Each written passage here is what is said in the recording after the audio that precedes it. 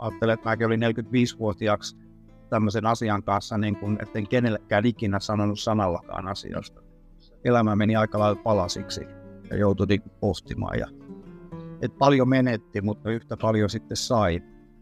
Ja sanotaan, kyllä se suurin riskinotto on mun mielestä edelleen joka kerta, kun puhutaan homoseksuaalisuudesta, niin se kaapista on ihan valtava riski. Että edelleen niin kun homofobia on niin kun läsnä. Ja sen näkyväksi tekemistä tämä munkin duunityössä on aika paljon. Et mä tänä päivänä sanon aika niin kuin suoraan, että en mä mihinkään yhdenvertaisuuteen eikä tasa-arvoon. En mä mihinkään sateenkaari-ihmisten oikeuteen. Ei se tarkoita sitä, että vaikka meillä niin kuin lainsäädännössä ollaan yhdenvertaisia ja tasa-arvoisia, se toteutuu käytännössä. Kaukana siitä. Mutta tavallaan niin kuin, että tuodaan näkyväksi sitä, että meillä on vielä tämmöinen niin kuin asenneilmapiiri Suomessa. Aika moni mulle sanoo, että et sä tuommoisesta homoseksuaalista saa puhua, että miten sä kuvittelet, että kukaan palkkaa 50 homoa. Tämmöisiä kuin minä on edelleen satoja miljoonia maailma täynnä. Pohjoismaat on vähän pudonnut kyydistä. No harvemmin nyt homoseksuaaliksi yhtäkkiä 45-vuotiaana tullaan, mutta ja itsekin saan elää niin sellaista elämää ja olla se kokonainen Hannu, joka niin kuin haluan olla.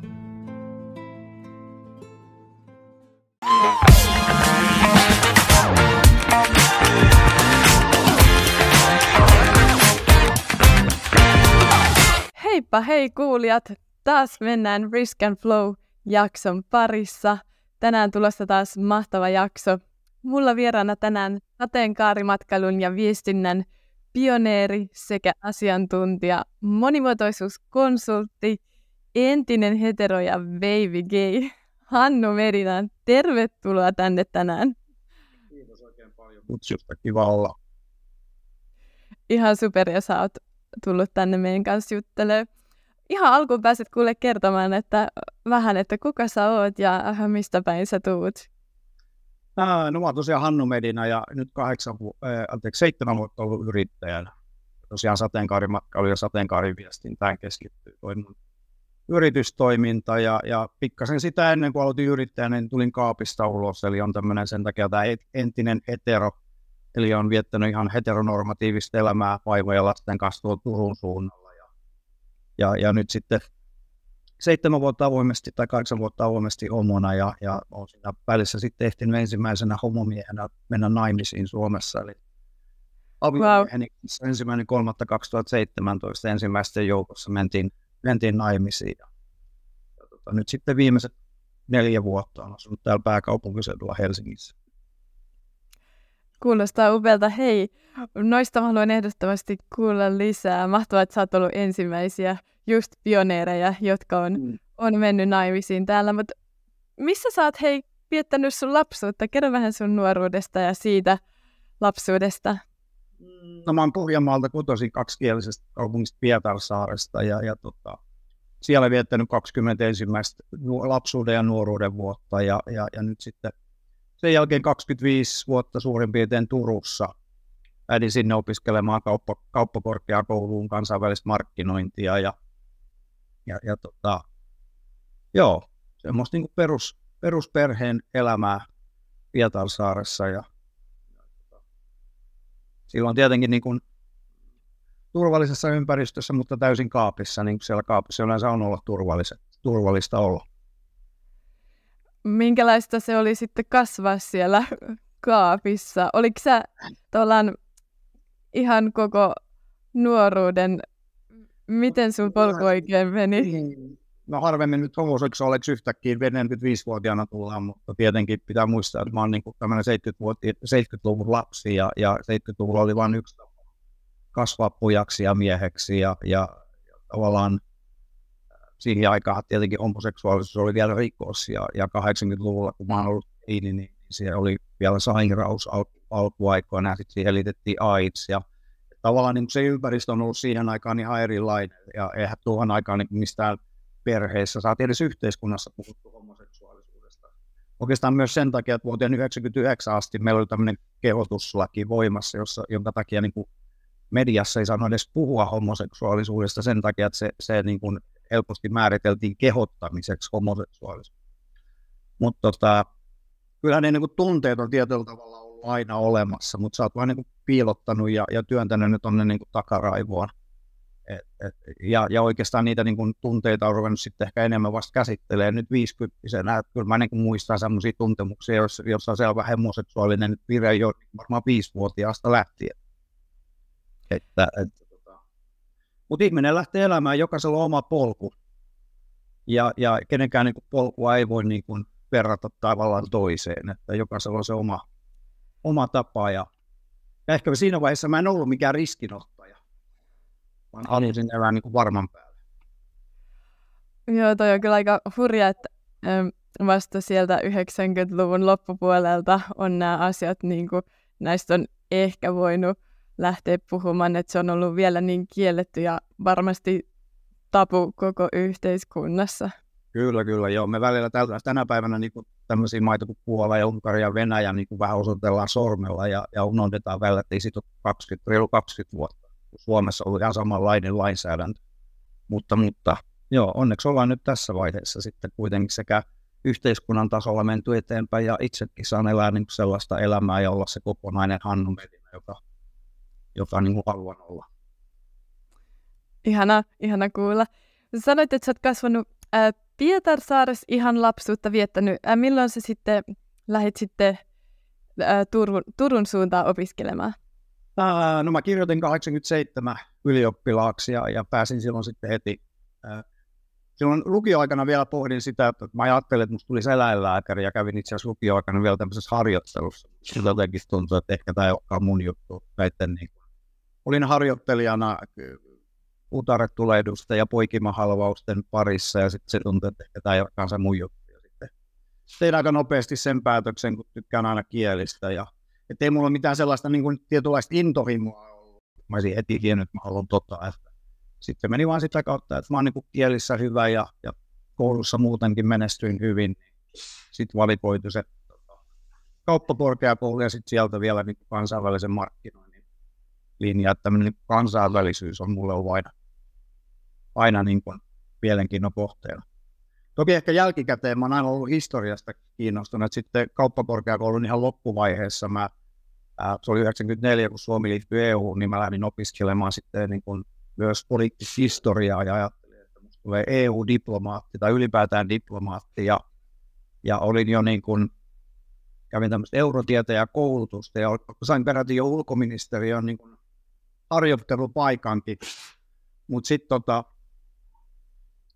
se oli sitä aikaa, kun Nokia oli lähdössä kasvuun ja naapurin kaveri sitten sanoi, että hei, Nokialle Saulen tarvittaisiin vientikavereita, että haippa sinne ja sitten mä sain Nokialta töitä ja sitten piti miettiä, että lähdenkö tämmöiselle niin kuin hieman epävarmalle diplomaatin uralle tai harjoitteluun ulkoministeriön vai meiksi. Niin kuin vähän rahakkaampaa ja varmempaan päädyin Nokialle. Siitä alkoi se mun työura. Okei, eli sä oot siirtynyt niin kuin pienemmältä paikkakunnalta isommalle. Oliko siellä tavallaan mitään eroa, jos nyt ajatellaan tätä kaapista tulemista ja yhteiskunnan asennetta, niin oliko mitään eroa? Eikö Pietarsaari ole kumminkin tämmöinen aika uskonnollista aluetta ja muuta? Kyllä Pohjanmaa ylipäätään, niin munkin ystäväpiirissä suurin osa on melkein lestadiolaisia. Kyllä se edelleenkin värittää sitä keskustelua ja mun nykyisessä työssäni niin teen siellä aika paljonkin duunia niin tämän asian oman asian niin eteenpäin viemisessä. Mutta vaikea tietenkin niin verrata hirveästi siihen, että mitä on missäkin. Mä oon siellä Pietarsaaressa asunut.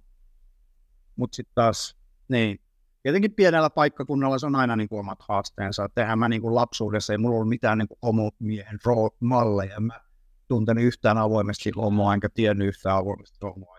Ja se on myös yksi aika iso osa, että jos et sä näe niin kuin ketään mallia, niin on vaikea lähteä niin kuin tekemään asialle jotain. Hei, mulla tuli mieleen kysymys, koska siihen aikaan ei varmaan ollut mitään informaatiota, mistä hakee tietoa, tai miten niin kuin, nuori kasvava aikuinen käsittelee yksin tuommoista asiaa, koska just ei yhteiskunta ole valmis, eikä tuo sulle mitään tietoa, ei puhuta julkisesti, ei ole ehkä ystäväpiirissä muita, jotka tuntee näin. No en mä tiedä, tietenkin siinä alkuvaiheessa se liittyy hyvin paljon siihen itse seksiin ja seksuaalisuuteen, kun sä teinillä lähdet. Kyllä se niin kuin sanotaan, että se tieto siihen aikaan lähti seksilehdistä, joka silloin niin kuin ihan, kyllä se niin kuin tiedon saaminen ja asioiden sanottaminen niin on hirveän tärkeää, ja sitä mä niin kuin tänä päivänä teen työkseni, että asia menisi eteenpäin. Kyllä se aika yksinäistä asiaa, kun ajattelee, että mäkin olin 45-vuotiaaksi tämmöisen asian kanssa, niin kun, etten kenellekään ikinä sanonut sanallakaan asiasta. Mutta toisaalta sitten taas muistutan aina, että tämmöisiä kuin minä on edelleen satoja miljoonia maailma täynnä. Että ei tämä nyt tänä päivänä mitään niin kuin ihmeellistä ole. Ja varsinkin sitten, kun puhutaan kaapissaolossa, että jos suomalaisessa työelämässäkin Euroopan unionin perusoikeusviraston tutkimuksen mukaan suomalaisesta sateenkaariitistä 92% on enemmän tai vähemmän kaapissa, niin ei tämä nyt asia ole niin kuin millään tavalla poistunut niin kuin, ja sitten viimeisimmät uutiset tai tutkimukset presidentin vaalien yhteydessä kertoo myös sitä, että edelleen niin kuin homofobia on niin kuin läsnä. Ja sen näkyväksi tekemistä tämä munkin duunityössä on aika paljon. Huima ero. Itse on niin kuin 90-luvun lapsi ja sitten jos vertaa vaikka omiin vanhempiin ja no jos ei mennäkään ylipäätään isovanhempiin, mutta jo mun vanhempien sukupolvi on niin kuin, tosi paljon konservatiivisempi näissä asioissa, mutta itselle taas tuntuu, että tavallaan, että miksi näistä pitää puhua, mutta totta kai näistä pitää puhua, mutta siis on vaan itselle niin kuin, se on ihan sama. Tuntuu niin uskomattomalta. Joo, mullakin on lapset tommosia niin kuin Z-sukupolvea, eli 2000-luvulla lapsuutensa ja nuoruutensa viettäneitä, ja kun mä tyttäreni, joka on 22-vuotias, kerron niin kuin siitä vastaanotosta, kun mä pidän koulutuksia ympäri Suomea, ja erityisesti tietenkin ehkä niin kuin päättävässä asemassa olevat on enemmän niin kuin vähempänä mun ikäluokkaa, 4-5-60-vuotiaisia, ja ihmiset on ne kommentit ja se palaute, mitä saa, niin on jotain ihan muuta, niin mun tytär välillä kysyy, että missä maailmassa sä elät? Toi on hänelle niin vierasta. Ja tämä niin kuin sukupolvien välinen ero on myös semmoinen, josta mä paljon puhun, että meillä niin kuin juuri varsinkin Z-sukupolven nuorista niin kuin jenkkitutkimuksenkin mukaan jo joka 5. kokee olevansa sateenkaari-ihminen. Ja sitten kun mennään niin kuin vanhempiin sukupolviin, niin se on perinteisesti ajatellut joku 5% tai 6%. Ja tässä on niin ihan valtava muutos tapahtunut hyvin lyhyessä ajassa. Ja tavallaan ne, jotka on niin kuin yrityksissä päättävässä asemassa, niin ne ei ole oikein niin tässä kehityksessä. Tai ne ei tavallaan tiedä, mitä sieltä on tulossa, kun tämä Z-sukupolvi tulee kuluttajaksi tai nousee niin kuin yritysten työntekijäksi. Se on ihan erilainen niin kuin arvomailla. Toki on myös toiseen suuntaan, molempiin suuntiin, mutta on sellainen iso niin kuin haaste mun mielestä sekä niin kuin työnantajille että brändeille. Kyllä, ja ne työnantajat on sitten just sitä vanhempaa sukupolvea, kyllä. Ja sitten se sukupolvi tulee niinku heille töihin, että siinä on varmaan vähän semmoista niinku vastakkainasettelua niinku sukupolvien välillä. He haastavat niinku kysymällä asioita, jotka on niinku tosiaan tälle vanhemmalle sukupolvelle niin vieraita ja outoja. Mulla on muutama asiakas, joka palkkaa kesäksi paljon niinku nuoria, ja he sanoo, että 30-vuotiaat on ihan old school. Mutta nämä alle 5-vuotiaat niin kyselee sellaisia asioita, että se on niin ihan huulipyöreänä, mitä tuohon nyt pitäisi vastata. Eli ei tänä päivänä, kun puhutaan vastuullisuudesta, niin ei se ole vain ympäristövastuuta, vaan myös haastetaan näistä sosiaaliset vastuuta. Todellakin. Mutta hei, kerro vielä vähän, sä sanoit, että sä päädyit sitten Nokialle. Mihin sun matka jatkui sitten sieltä? No työhistoria on aika siihen aikaan tietenkin 90-luvulla oli niin kuin nousukausi ja oli aika helppo vaihtaa työpaikkaa. Mä olin itse asiassa Nokialla vaan ne niin huimat kasvuvuodet sieltä 94, 95 vuoteen 97 ja sieltä vaihdoin sitten Telestelle, tai sitten se vaihtoi tämmöiseksi kuin Miratel, eli Telesten viestintä, ja sieltä vaihdoin taas asiakkaan töihin parin vuoden jälkeen operaattorilla. Eli tavallaan 7 vuotta tein niin kuin IT-alan duunia. Ja sieltä hyppäsin sitten pankkialalle, joka oli kasvun asiakas, näinhän se monesti käy, että asiakkaalle mennään töihin. Ja tein 8 vuotta sitten Ålandsbankenissa pankkialalla töitä, että se on oikeastaan se mun pisin työura. Ja sieltä sitten taas hyppäsin mitä oikein miettii, sieltä hyppäsin tosiaan tapahtumatuotantoon. Eli mä oon Turun Urheiluliitossa tehnyt vapaaehtoisena pitkin paljon töitä, niin sitten lähdin tuottamaan näitä niin kuin Turun Urheiluliiton tapahtumia. Siellä on tämmöisiä kuin Paavonurmi Maraton ja Paavonurmen kisat. Ja sitten oli myös 2011 Kalevan kisojen markkinointipäällikkönä, kun Turussa pidettiin Kalevan kisat. Ja sieltä sitten hyppäsinkin hiihtokeskusjohtajaksi, eli oli sitten muutaman kuukauden. Et voi sanoa, että on saanut niin kuin 3 kuukauden opin siihen, miten käynnistetään hiihtokausi tai laskettelukausi hiihtokeskuksessa ilman minkäännäköistä kokemusta edes laskettelusta. Mutta se oli aikamoinen elämänkoulu ja sieltä sitten lähdin verkkokauppabisnekseen. Tuttava perheellä oli tämmöinen Suomen suurin lastentarvikkeiden verkkokauppa no sieltä jäin työttömäksi ja sitten samaan syssyyn tuli kaikennäköistä muutakin, että tuli kaapista ja isä kuoli ja tuli avioero, tosi niin kuin hankala avioero ja siinä vaiheessa sitten piti vähän pysähtyä pohtimaan, että kuka mä oon ja mikä mä oon. Eli elämä meni aika lailla palasiksi ja joutui niin pohtimaan ja siitä sitten polku lähti tähän niin kuin yrittäjyyteen.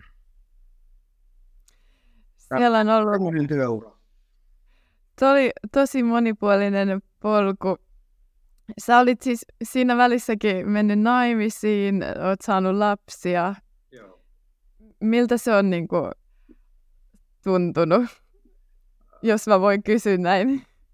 No joo, kyllä mä oon aika julkisesti näistä aikaisemminkin ehkä puhunut mediassa ja muutenkin, mutta siis mulla oli onnellinen avioliitto ja 3 lasta, jotka on nyt jo tosiaan aikuisia. Mutta sitä sitten tietenkin lähti tavallaan niin kuin toteuttamaan sitä yhteiskunnan normia, joka oli se, että menet naimisiin ja hankit lapsia. Sitä kesti sitten 25 vuotta sitten siihen tilanteeseen, että tulin kaapista. Ja sekin on tietenkin oma tarinansa. En tiedä, ehtiinkö kaikkia tässä käymään läpi ja paljastamaan. Yleensä tämmöinen niin kaapistolo liittyy johonkin kriisiin. Tapahtumakulku, jossa niin kuin tajusin, että kuka mä ihan oikeasti olin, tai ainakin rupesin pohtimaan sitä niin kuin enemmän, kun 40 lapset rupeaa olemaan vanhempia, ja tulee enemmän aikaa itsellesi, ja ajattelet, että mä oon jo puolivälissä elämään. Ja sitten yleensä se vaatii jonkun semmoisen niin kimmokkeen, jota kautta se prosessi lähtee liikkeelle. Kyllä sä mainitsit tuossa alussa, että siellä sun nuoruudessa ja työelämässä ei ehkä ollut riskejä, mutta varmaan sitten just tämmöisen oman kriisin ja muutoksen myötä, niin onko niitä tullut sun elämään nyt näin? No sanotaan kyllä se suurin riskinotto on mun mielestä edelleen joka kerta, jos puhutaan homoseksuaalisuudesta, niin se kaapistolo on ihan valtava riski. Ja kyllä se mullakin oli niin kuin mun elämäni suuri riski. Ja samaan aikaan se riski toteutui. Ja samaan aikaan sai, ja se on mun mielestä ylipäätään niin kuin riskinotossa, että sä niin kuin menetät ja saat molempia, ja sitten niitä vaan pitää laittaa niin kuin tietyllä tavalla niin kuin vaakakuppiin, että mitä menettää. Että kyllähän mullakin niin kuin elämä lähti aika niin kuin nollasta, että paljon menetti, mutta yhtä paljon sitten sai. Eikä se niin kuin siitä tarkoita, että kun se kaapista tuu tavallaan, niin kuin, että yhtäkkiä elämä olisi jotenkin hirveän auvoista. Ei se niin mene. Ja sitten niin kuin tietenkin tämä niin kuin yrittäjyys, kyllä sekin oli tietenkin valtava riskinotto, ja ehkä juuri monesti riskiin liittyy se, että sä ehkä helpommin otat riskin silloin, kun sä et ihan oikeasti tiedä, mitä tästä seuraa. Et ihan samalla kun tulee kaapista, niin mulla ei ollut aavistustakaan, mitä siitä seuraa. En mä tiedä, mitä on elää homona. En mä ollut ikinä elää homona, en mä ollut ikinä elää miehen kanssa. Ja en ollut ikinä kohdannut niitä tavallaan niin kuin haasteita. Ja se on ehkä se yksi syy kasvun niin kuin yrittäjyyden taustalla, että mä olin 45 vuotta elänyt heteronormatiivisesti niin kuin heterona, ja sitten yhtäkkiä mä olin ihan sama ihminen, mutta mä olin homo ja mä kohtasin uudenlaisia haasteita, niin mä olin sitä mieltä, että ei mun kuulu tämmöisiä haasteita kohdata, ei tää oikein. Mä oon ihan sama ihminen, miksi mä joudun tällaisia asioita pohtimaan. Ja se oli tavallaan ehkä yksi niistä kimmokkeista tuohon mun yrittäjyyteen. Ja sama yrittäjyydessäkin oli ehkä se, että mä silloin kun mä lähdin yrittäjäksi rakentamaan sateenkaarimatkailu ja sateenkaariviestintään nyt perustuvaa yritystä, niin en mä tiennyt mitä se on, koska Suomessa kukaan ei ollut sitä tehnyt. Ja itsekin ajattelin sitä niin kuin kaupallisista näkökohdista, ja sitten vasta matkan varrella huomasin, että tämä on aika pitkälle ihmisoikeusviestintää ja ihmisoikeustyötä, eikä pelkästään kaupallista. Niin ne kulkee varmaan tosi käsi kädessä. Mutta hei, sä sanoit, että sä tulit kaapista ulos. siihen liittyy monenlaisia tunteita. Sä sanoit, että sä kohtasit haasteita, vaikka sä oot ihan se sama ihminen, niin minkälaisia haasteita sä kohtasit sen kaapista tulon jälkeen? No tietenkin ihan pelkästään se, että sanotaan nyt, että heteromiehet suhtautuu ihan eri tavalla. Sekin on niin semmoinen vähän niin kuin typerä asia, että mä oon ihan sama mies, mutta hyvin nopeasti huomaat, että heteromiehet niin kuin vaivaantuu seurassa. Että tämmöinen niin kuin aika triviaali asia. Sitten tietenkin siinä vaiheessa, kun mä olin työttömänä 50-vuotiaana, juuri jäänyt työttömäksi ja tullut kaapista, ja se kaapista oli mun elämässä silloin niin kuin aika iso asia, niin en mä halunnut myöskään työhön haussa olla sitten kaapissa, vaan mä niin kuin avoimesti puhuin homoseksuaalisuudesta, ja sitten sä oot vuoden hakenut töitä niin kuin, saamatta tai pääsemättä töihin, niin aika moni mulle sanoi, että et sä tuommoista homoseksuaalista saa puhua, että miten sä kuvittelet, että kukaan palkkaa 50 homoa. Ja tietenkin se asenne, mikä on aika monella sateenkaari-ihmisellä edelleen, että näistä asioista ei haluta eikä uskalleta niin kuin avoimesti puhua, koska pelätään. Siinä on niin kuin ihan valtava riski siihen, että sä et saa työpaikkaa tai sä menetät asioita, sä et saa samoja mahdollisuuksia. Ai herranjestas, siis mä kyllä, siis, tai että miksi pitää niinku just tälleen sanoa, että 50-vuotias homo ei voi saada töitä, tai miksi ne niinku pitää edes liittää yhteen. Tai siis silleen, että miksi se on niin vahvasti vaikuttaa? Joo, se on tosi surullista. Joo, se on surullista, mutta se on niinku fakta, että me hyvin usein puhutaan niin elämässä siitä, niin mitä me haluttaisiin, että asiat olisi. Puhutaan sillä tasolla, että tämä on se tavoite. Ja sitten kun mä hyvin paljon niin koulutuksessa ja työssä puhun, että toi on tavoite, mutta todellisuus on tätä. Niin sitten ihmiset jotenkin niin kuin, että ihan oikeasti. Että jos puhutaan niin jostain lainsäädännöstäkin, että tietyt asiat niin viedään lainsäädäntöön, on se kyse sit yhdenvertaisuudesta tai tasa-arvosta, niin ei se tarkoita sitä, että vaikka meillä niin lainsäädännössä ollaan yhdenvertaisia ja tasa-arvoisia, että se toteutuu käytännössä. Kaukana siitä. Tämmöinen niin todellisen elämän näkyväksi tekeminen, rumuuden näkyväksi tekeminen on valitettavasti yksi osa mun duunia. Koska ne helposti elää illuusiossa, että asiat ovat niin kuin ihan kunnossa. Mutta mikä sua sitten inspiroi just tähän yrittäjyyteen? Sulla on tämä We Speak Gay, missä Kimmoke sitten lähtee siihen. No sen tarina on sitten se, että mä silloin mun aviomiehen kanssa, jonka tapasin sosiaalisen median kautta, hän muutti Suomeen ja me aloittiin bloggaamaan tämmöisellä Life of Two-Men brändillä Facebookissa ja Instagramissa, ja yhtäkkiä meillä oli niin kuin miljoona seuraajaa. Niihin aikoihin tosiaan oli tämä tasa-arvoinen avioliittolaki tulossa voimaan, ja sitten sattumalta huomasin Facebookista, että täällä Helsingissä sitten mun nykyisen asunnon ihan vieressä Teatteri Kapsakissa järjestettiin tämmöinen vihdoinkin vihille tapahtuma, joka oli Koneen säätiön sponsoroima tämmöinen, mihin haluttiin 10 niin kuin gay-paria mukaan, ja me päästiin siihen sitten mukaan, ja oltiin sitten vähän myös mediaan suuntaan näkyvissä, ja silloin mä sitten niin kuin googlasin vähän, että mitkä olisi tämmöisiä niin yhteistyökumppaneita, joiden kanssa voitaisiin tehdä tässä yhteydessä yhteistyötä, ja sieltä sitten bongasin tämmöisen kuin Hotelli Helkan, jossa sitten yövyttiin, ja meidän häävalokuvaus oli Hotelli Helkan tiloissa, ja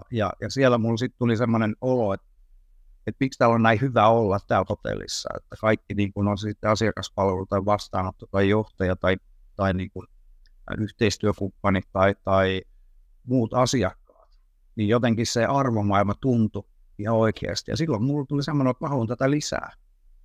Mistä mä saan tämmöistä fiilistä lisää, tämmöistä olotilaa, että mä saan olla oma itseni ja mulla on hyvä olla. Ja kun sateenkaarimatkailijat tuolla maailmalla lähtee jonnekin päin, niin se googlaa ekaksi, että gay friendly ja sitten se paikka. Eli mistä löytyy sateenkaariystävällisiä paikkoja. Ja silloin mä googlasin gay friendly Turku ja tuli 0 osumaan. Ja sitten mä tajusin, että tällaista asiaa ei kukaan Suomessa edes pohtinut.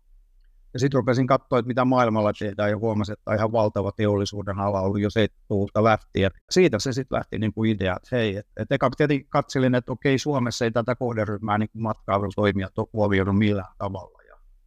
Ja siitä sitten lähti niin kuin ajatus. Eli ekaksi perustin tämmöisen Gay Travel Finland-sivuston, eli gaytravelfinland.com, koska huomasin, että kukaan toimija ei Suomesta kerro tälle kohderyhmälle sateenkaariystävällisenä matkakohteena. Ja tämä We Speak Gay tuli sitten vähän niin kuin vahingossa, eli We Speak Gay on vaan mun slogani tälle palvelulle, mutta sitten kun mä ensimmäisiä koulutuksia pidin täällä Helsingissä, niin yksi yrittäjäpariskunta, joka piti kahvilaa, niin sanoi, että hei Hannu, kun me haluttaisiin, että joka ikinen asiakas, joka tulee tuosta ovesta sisään meille, niin se saa olla oma itsensä. Se etukäteen jo tietää, että sen tarvitsee pienentää eikä piilotella omaa identiteettiä, mutta anna meille, miten me se tehdään. Ja siinä vaiheessa sitten huomasin, että okei, että ei tämä olekaan itsestäänselvää, että yritykset ihan oikeasti haluaa niin kuin apua. Ja siitä oli sitten lähdin rakentamaan tämmöistä We Speak Gay-yhteisöä, johon sisältyy koulutusta ja työkaluja siihen, että miten yritys voi viestiä olevansa sateenkaariystävällinen. Siitä se sitten on kasvanut nyt 5 vuoden aikana, niin kun, että yhteisössä on jo yli 150 yritystä ja siinä on jäsenyrityksiä ja sitten mulla on jo lähes 20 destinaatiota kumppanina, eli näitä visit-organisaatioita ympäri Suomea. Semmoinen niin kuin business-idea ja kehitys. Eli se on lähtenyt oikein lumipallon lailla liikkeelle. No ei se nyt ihan lumipallon lailla alkuun, että kyllä se oli aikamoista taistelua. Että kyllähän silloin kun mä lähdin tätä rakentamaan, niin mäkin ajattelin niin kuin kaupallisista lähtökohdista, että okei, nyt ruvetaan tekemään rahaa tämmöisellä kohderyhmällä, joka käyttää paljon rahaa matkailuun. Ja ajattelin, että tämä on pelkästään tämmöistä, että kerrotaan vaan Suomesta yhdenvertaisena ja tasa-arvoisena maana. Ja lähdin silloin heti alkuvaiheessa myös maailmalle kertomaan Madridiin ja messuille Madridiin ja New Yorkiin ja Berliiniin. Suomi on muuten sitten tosi tasa-arvoinen ja yhdenvertainen maa. Ja siellä sitten nämä sateenkaarimatkailun toimijat rupesivat kysyä, että okei, mitä se tarkoittaa, miten se näkyy, millaisia tuotteita, millaista viestintää teillä on. Ja sitten tuli vähän niin kuin häntä koipien välissä takaisin Suomeen, tai tämä olikin Dallasta. Ja siinä vaiheessa sitten ehkä lopullisesti tajusin, että tämä on niin kuin aikamoinen savotta lähteä niin kuin rakentamaan ihan uudenlaista niin kuin markkinaa ja tavallaan niin tekee sellaisia asioita, kun ihmiset täällä Suomessa pitää niin kuin itsestään selvänä, että kaikki tänne Suomeen on tervetulleet, on sitten kyse matkailijoista tai asukkaista, mutta ei se niin ole. Kyllä meidän pitää se niin kuin osata sanottaa ja viestiä, että mitä se on tarkoittaa ihan käytännössä, että joku ihminen tai ihmisryhmä kokee olevansa tervetullut. Kyllä mehän ajatellaan, että me ollaan Suomessa tosi suvaitsevaisia, edistyneitä näiden asioiden kanssa ylipäätään ehkä Pohjoismaissa, mutta onko se asia sittenkään ihan näin? No kyllähän me niin kuin lainsäädännön tasolla ollaan niin kuin aika hyvällä tasolla, jos puhutaan tasa-arvoisesta ja yhdenvertaisesta lainsäädännöstä, mutta kyllä me ollaan niin kuin viime vuosina ihan EU-tutkimusten mukaan, Pohjoismaat on vähän pudonnut kyydistä. Eli me saatiin mun mielestä EU rankkaa näitä niin kuin maita ihan niin kuin sukupuolten tasa-arvon suhteen, niin järjestykseen, niin siinä mun mielestä Pohjoismaat, Suomella taisi olla siellä 8, ja ollaan saatu vähän pyyhkeitä tosiaan siitä, että tasa-arvoinen ja yhdenvertaisuuskehitys on Suomessa ja Pohjoismaassa pysähtynyt, ja me ollaan vähän niin kuin jämähdetty, ja sitten taas monet Etelä-Euroopan, niin kuin joku Espanja, on jo Suomea edellä tasa-arvossa. Ja sitten taas jos puhutaan ihan sateenkaari-ihmisten oikeuksista, niin siinä moni tämmöinen niin sateenkaarimatkailun suurmaa on niin kuin reilusti Suomea edellä. Esimerkiksi kun Malta on niin kuin jatkuvasti valitaan niin kuin ihan ihmisoikeuksien perusteellakin maailman sateenkaariystävällisemmäksi maaksi. Miten se näkyy? Miten jostain maasta tehdään just sateenkaariystävällistä? Mitä olla? Joo, lainsäädäntö on tietenkin se niin perusta. Lainsäädäntö on sitten kyse seksuaali- tai sukupuolivähemmistöstä, niin se pitää olla niin kuin kunnossa. Ja siinäkin me ollaan tosiaan niin kuin lainsäädännössäkin jääty pikkasen jälkeen. Mutta sitten se on tietenkin myös sitä, että miten tehdään sitä viestintää, että mitä se sateenkaariviestintä ja monimuotoisuusviestintä on. Ja se on niin kuin meille Suomessa ehkä, niin kuin me äsken juteltiin, että me kuvitellaan, että asiat on kunnossa, mutta me ei sanota. Että jos joku yritys sanoo, että miten Hannu mitä meidän pitäisi tehdä, että me ollaan sateenkaariystävällinen, niin mä sanon, sanokaa se ääneen. Olemme sateenkaariystävällinen hotelli, piste. Sitten tulee helposti seuraava, että no miksi meidän nyt sellaista pitäisi sanoa.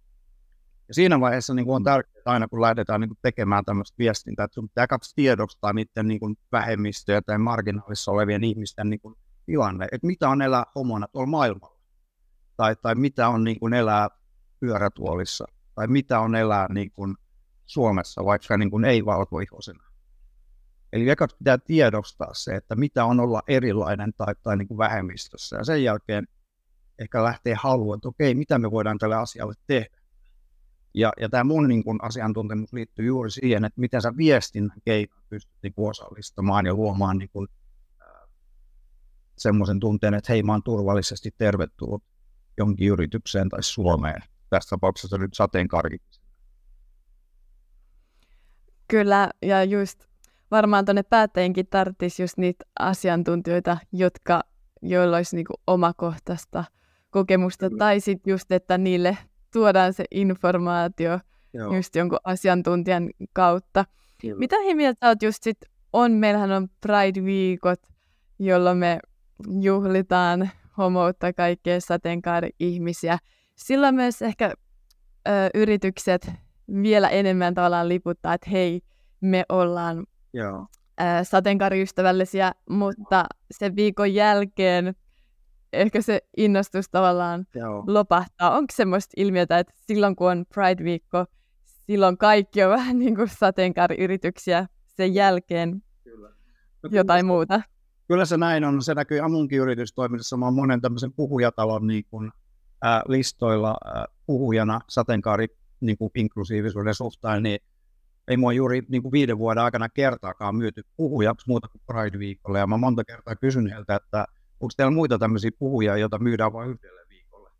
Et kyllä se niin kuin ihan totta on, että meillä edelleen niin kuin ajatellaan, että se sateenkaariteema on sen yhden viikon asia. Ja sitten Pride-viikollakin, kun tehdään sitä viestintää, niin ei välttämättä niin kuin tosiaan ymmärretä, että mitä me nyt oikeasti ollaan tekemässä ja miksi me ollaan tätä tekemässä. Ja sitten taas mun WeSpeak-viestintä perustuu siihen, että WeSpeak-yhteisön jäsenet ja kumppanit sitoutuu sateenkaariviestintään joka ikisenä vuoden päivänä. Ja mä oon aina sitä mieltä, että mä niin kuin tykkäisin enemmän siitä, että Pride-viikolla vaan niin kuin juhlittaisiin ja se duuni ja se työ tehtäisiin niin kuin koko sen muun vuoden aikana. Et nyt me yritetään niin ympätä kaikki siihen niin kuin yhteen kuukauteen tai yhteen viikkoon ja sen jälkeen niin kuin asia unohtuu taas vuodeksi. Kyllä tämä on niin kuin ihan totta. En mä niin kuin täysin tuomitse tietenkään sitä Pride-viestintää, mutta kovasti niin kuin yritän herätellä yrityksiä, että mitä te nyt ihan oikeasti olette tekemässä ja miksi te olette tätä tekemässä. Eikä vaan sen takia, että me tehdään tätä sen takia, kun kaikki muut tekee. Todellakin meillä on vielä parantamisen varaa tuossa. Mikä on sun tässä matkan varrella ollut suurin haaste tässä yrittäjyyden polulla? No kyllä se on niin kuin, tavallaan, ehkä siinä alkuvaiheessa juuri se, että mä kuvittelin, että tämä on vaan niin kuin business-toimintaa ja sitten niin kuin huomasin niin kuin homofobian ja siihen, että sä joudut niin kuin, ihan niin kuin rautalangasta vääntämään, mistä on kyse ja niin kuin opettamaan semmoisia asioita, joita ihmiset ei edes tiedosta olevan olemassa. Että se on ollut niin kuin se. Ja sen takia ehkä mun yritystoiminta on niin kuin se, että oikeastaan viime vuosi tuli 5 vuotta täyteen, niin oli ensimmäinen vuosi, kun musta rupesi tuntumaan sen, että nyt yritykset rupeaa pikkuhiljaa ymmärtää, mistä mä puhun. Että kyllä se ensimmäiset niin kuin 4-5 vuotta tuntuu aika usein siltä, että ei niin kuin oikein ymmärretty tänä päivänä. Tässä on kuitenkin 5-6 vuodessa tapahtunut ylipäätään niin kuin kehitystä siitä, että puhutaan monimuotoisuudesta ja inklusiivisuudesta ja siitä, että miten Suomeen saadaan työntekijöitä, miten me Suomessa niin kuin ylipäätään pidetään niistä hyvistä työntekijöistä kiinni. Että tavallaan tämä teema on nyt niin kuin noussut. Se alkuun oli todella raskasta ja ehkä myös se, että alkuun ehkä lähti liian, niin kuin liian idealistisesti liikkeelle. Et mä tänä päivänä sanon aika niin kuin suoraan, että en mä mihinkään yhdenvertaisuuteen eikä tasa-arvoon usko. En mä mihinkään sateenkaari-ihmisten oikeuksiin usko. Eli mä on mieluummin sitä mieltä, että semmoinen maailma, jossa me oltaisiin kaikki yhdenvertaisia, tasa-arvoisia ja kaikkien oikeukset toteutuu, ei se ole mahdollista, se on utopia. Mutta se ei tarkoita sitä, etteikö sitä kohti pitäisi pyrkiä. Ja tänä päivänä mä yritän niin sekä itselleni että asiakkaille niin sanoa, että että mua innostaa enemmän se, että 100 yritystä tai 200 yritystä tekee edes pieniä askeleita sitä kohti, kuin että muutama tekee tosi paljon.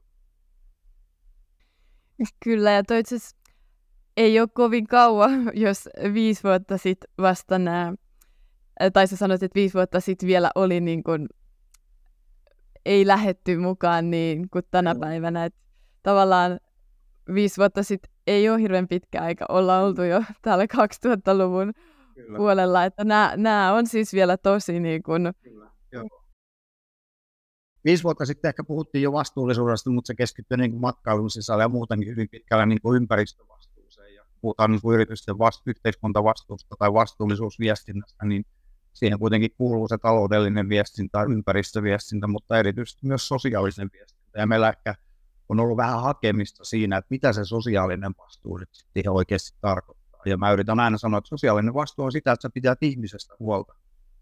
Sulla on ihminen keskiössä. Niin tässä on nyt ihan viimeisen 2 vuoden aikana, voisiko sanoa, että koronan jälkeen ehkä selvästi niin tämäkin teema on noussut esille. Ja sitten tosiaan kun juteltiin aikaisemmin niistä Z-sukupolven nuorista, niin nekin haastaa jo ihan eri tavalla niin kuin vastuullisuusasioissa niin kuin laajemminkin, ei pelkästään ympäristövastuussa.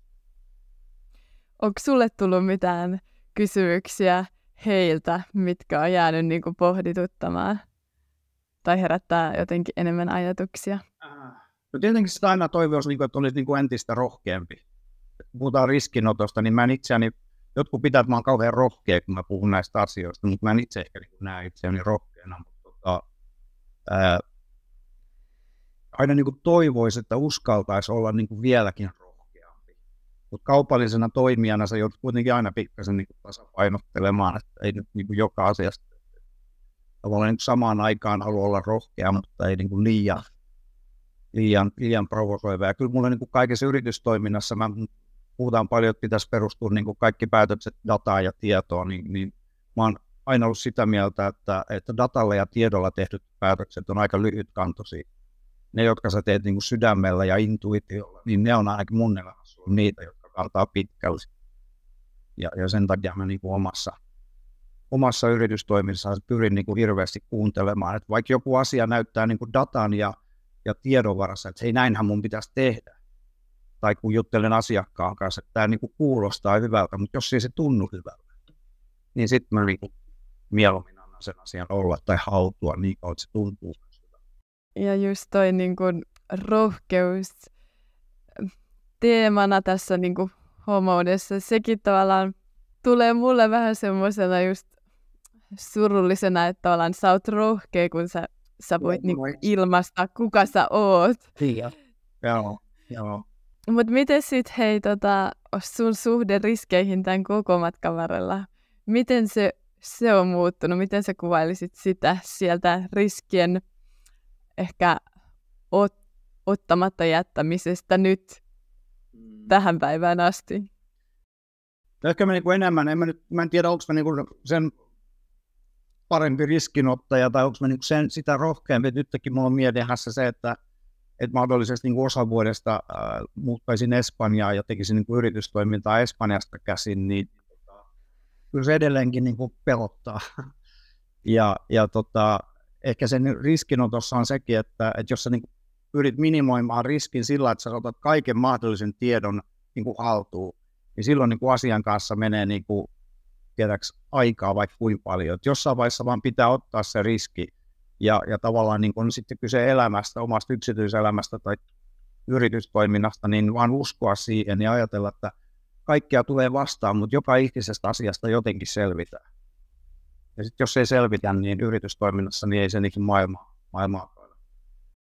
Kyllä toi on kanssa noussut esiin just, että lähtee tekemään ja totta kai epäonnistuu tai oppii jotain, että tavallaan ei ne epäonnistumisetkaan tai matkan varrella olevat kuopat, totta kai ne kuuluu siihen Kyllä. Yrityksen kasvuun.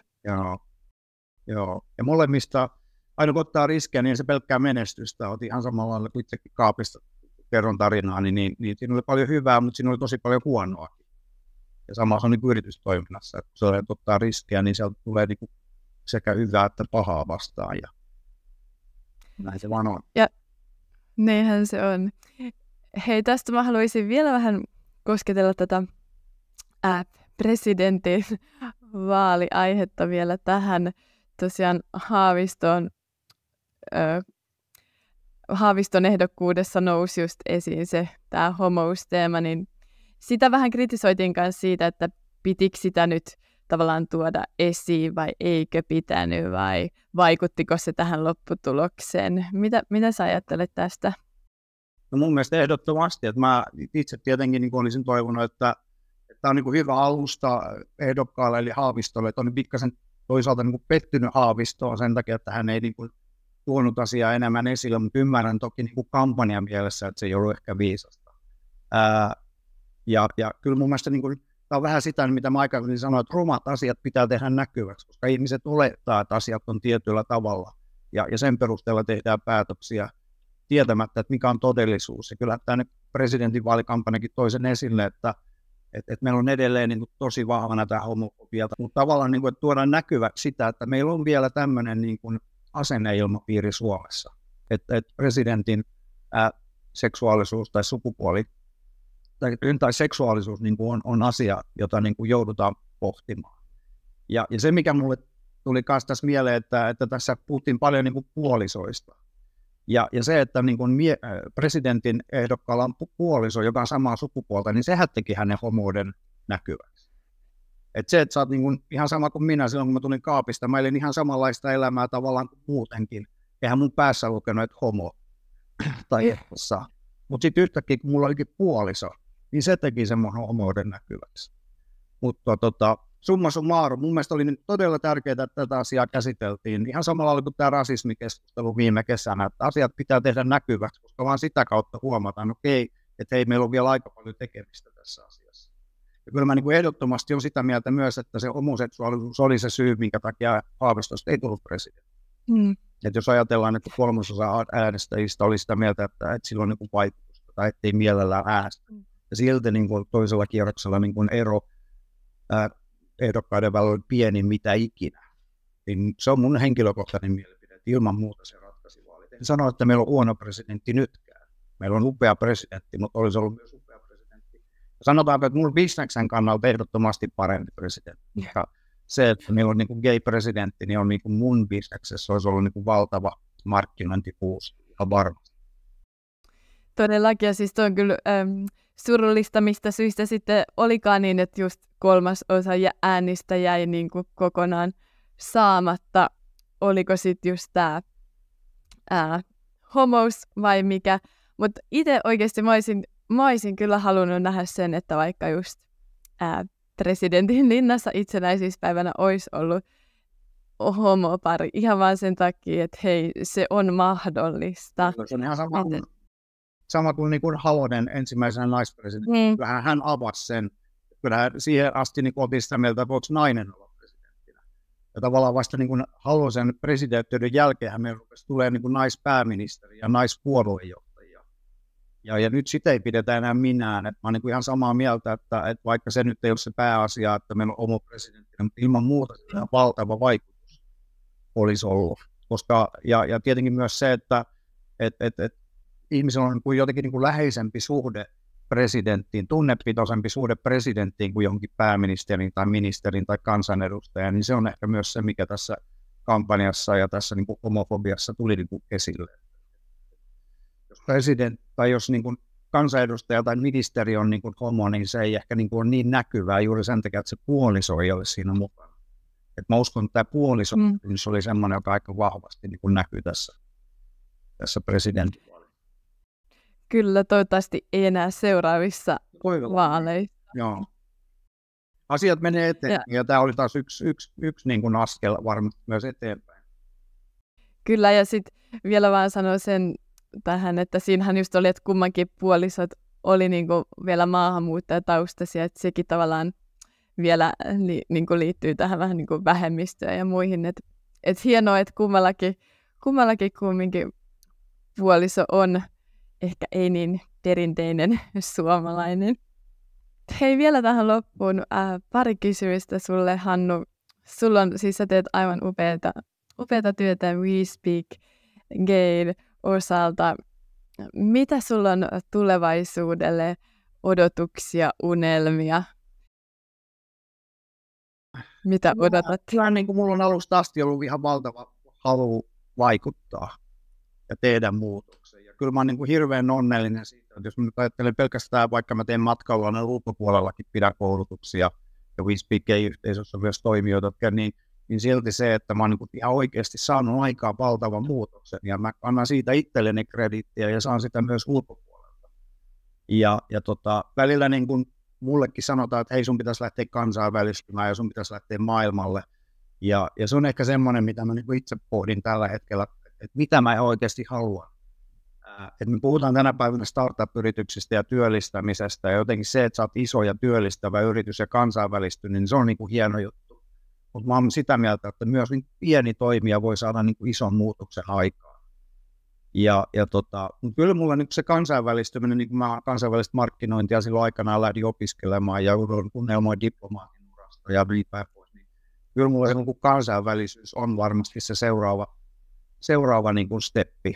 Et nyt Espanja on niin kuin ensimmäinen ehkä kohde, jossa on niin kuin keskustelua käynyt muutaman paikkakunnan kanssa siitä, että lähdettäisiin siellä niin kuin viemään. Toki niin kuin Espanja on näissä asioissa 20-30 vuotta meitä edellä, mutta sitten meillä on ehkä joitain asioita, joita me sitten taas voisin niin kuin viedä sinne. Et se kansainvälistyminen on niin kuin.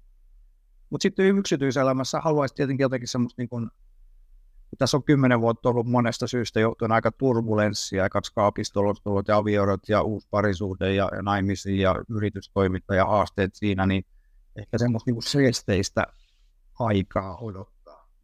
Ja kyllä tämä nyt rupeaa olemaan jo seesteisempää, jos mä tästä taaksepäin katson, niin tämmöisiä asioita ehkä niin unelmoin. Haluan olla maailmalla, haluan kansainvälistyä, mutta haluan myös semmoista niin kuin seesteistä elämää tämmöisten niin kuin, kiireisten vuosien jälkeenkin. Kuulostaa upealta. Mä oon kyllä ihan varma, että kansainvälisyys tulee olemaan myös sulle niin kuin se juttu, ja vielä myös toivon, että Suomessakin me opitaan näistä asioista, opitaan viestintää. Toivon tosiaan, että tämä ei ole niin kuin mikään juttu tavallaan enää toivottavasti useamman vuoden päästä, että saadaan sitä just viestintää esimerkiksi just sun kaltaisten ihmisten ja työn kautta niin kuin tuotua esiin. Nämä on tosi tärkeitä. Kiitos siitä jo tässä vaiheessa. Kiitos. Kyllä tämmöinen niin tunnustus ja arvostus voi vaan ottaa. Että kyllä se tämmöisessä duunissa, jossa tekee aika niin kuin rankkaa työtä omalla identiteetillä. Ulkoinen tunnustus tuntuu hyvältä, vaikka se pitäisi sisältäkin lähteä. Että se pitäisi riittää, että mä itse tunnen olevan hyvä siinä, mitä mä teen. Ja se, että saa ulkopuoleltakin, niin kyllä se hyvältä. Kyllä.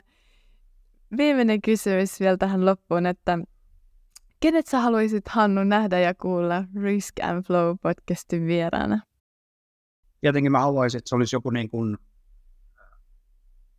monimuotoisuuteen liittyvä toimija. Mulla on ollut niin kuin semmoinen ihan tämän monimuotoisuuskonsultoinnin alkuvaiheessa vähän tämmöinen mentori, tai jota mä silloin alkuun katselin ylöspäin, on semmoinen kuin Malin Gustafsson, joka on tämmöisen Equalita-yrityksen niin kuin toimitusjohtaja ja perustaja, joka on niin kuin ihan ensimmäisiä niin kuin sukupuolten tasa-arvoon keskittynyt niin toimija.